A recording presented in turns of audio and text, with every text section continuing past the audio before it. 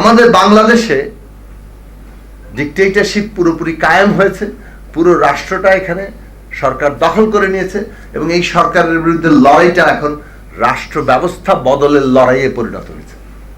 ওইটা লড়াই না করে এই সরকারের বিরুদ্ধে আসলে লড়াই খুব বেশি করা যাচ্ছে না। এই বাস্তবতাটা আজকে বাংলাদেশে তৈরি হয়েছে। এটা যত কঠিন শোনাক, এটা বাস্তবতা এবং এই বাস্তবতাই আমাদেরকে জনগণকে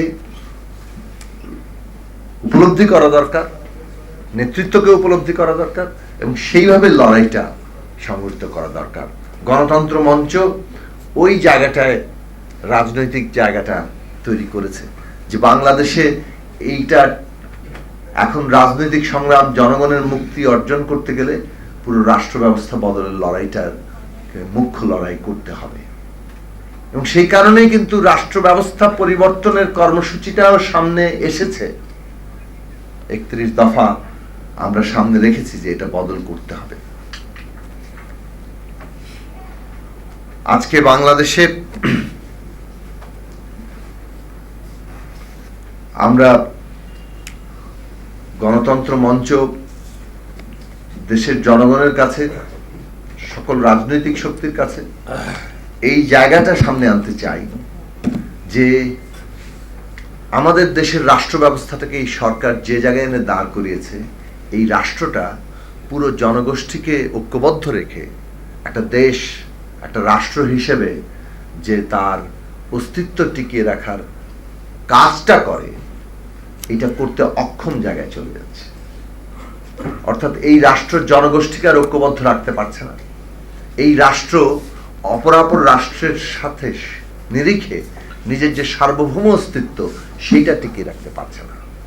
প্রধানমন্ত্রী বাংলাদেশের অস্তিত্ব নিয়ে কথা বলছেন, বাংলাদেশের একটা অংশ, মিয়ানমারের একটা অংশ নিয়ে নাকি একটা খ্রিস্টান রাষ্ট্রের পরিকল্পনা চলছে। এত বড় একটা কথা তিনি বলে ফেললেন, অথচ খুব ছেলে খেলা আকারে।